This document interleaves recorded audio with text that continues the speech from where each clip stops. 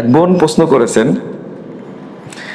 স্বামী যদি স্ত্রীর চোখের দিকে তাকায়, দৃষ্টি দেয়, তাহলে সমস্ত সগীরা গুনাহ মাফ হয়ে যায়।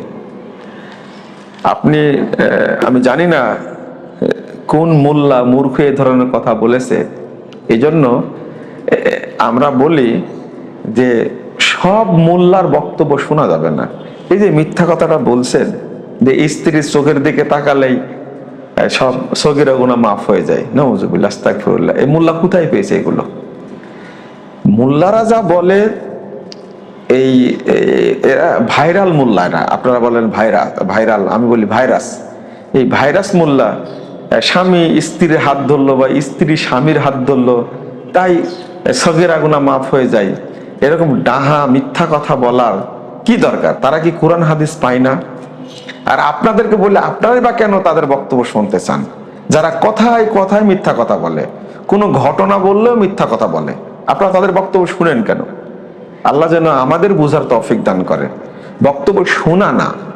আপনি যদি মনে করেন যে এই বক্তার আকীদা সালাফি আকীদা না, এই বক্তা হলো বেদাতি বক্তা, এই বক্তা হলো সুফি আকীদার বক্তা, এই বক্তা হলো ইখওয়ানি, এই বক্তা হলো শিয়াপন্থী, এই বক্তা হলো দেওবন্দি, এই বক্তা হলো বেরলভী, যদি জানতে পারেন, ওর কথা শোনার জন্য যদি আপনি মোবাইল টাচ করেন, দেখি কি বলি, যদি টাচ করেন দেখি কি বলি, তাহলে আপনি জেনা করার চেয়ে বড় পাপ করলেন।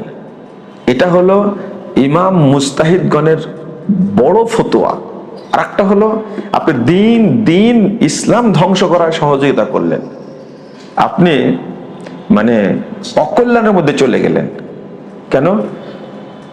রাসূল সাল্লাল্লাহু আলাইহি ওয়াসাল্লাম বলছেন, ইন্না মিন আশরাতিস সাআহ আইয়ুলতামাসাল ইলমু আনিল আসাগির।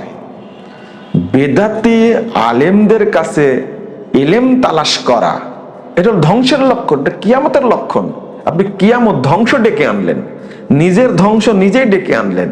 অর্থাৎ যারা বক্তব্যে মিথ্যা কথা বলে, যে সমস্ত খতিব, যে সমস্ত ইমাম, যে সমস্ত বক্তা ওয়াইজ মিথ্যা কথা বলে, আপনি তাদের বক্তব্য শুনতে গেলে আপনি নিজেকে ধ্বংসের মধ্যে উল্লেখ করলেন।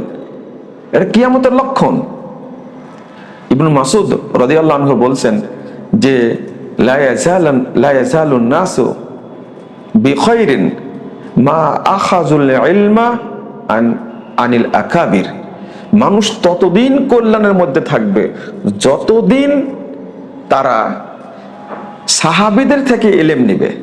ওয়াইদা আখাযুহু আন আসাগিরিহিম হালাকু। আর যখনই বেদাতি মোল্লাদের কাছে মানুষ ফতোয়া জানতে চাইবে, তাদের বক্তব্য শুনবে, তখন তারা ধ্বংস হবে। তো আমি তো বেদাতি মোল্লার বক্তব্য শুনে নিজেকে ধ্বংসের মধ্যে উল্লেখ করছি। ধ্বংসটা কি? আল্লাহ আপনাকে রহমত থেকে বঞ্চিত করবেন, বরকত থেকে বঞ্চিত করবেন, আল্লাহ আপনার উপরে গজব নাজিল করবেন। বেদাতিরা হলো অভিশপ্ত, বেদাতিরা অভিশপ্ত, বেদাতি মোল্লারা অভিশপ্ত, আল্লাহর পক্ষ থেকে অভিশাপ করা হয়। আপনি তাদের কথা শুনে এই অভিশাপের ভাগীদার হবেন কেন? আশা করি বুঝতে পেরেছেন। আল্লাহ যেন আমাদেরকে বোঝার তৌফিক দান করে।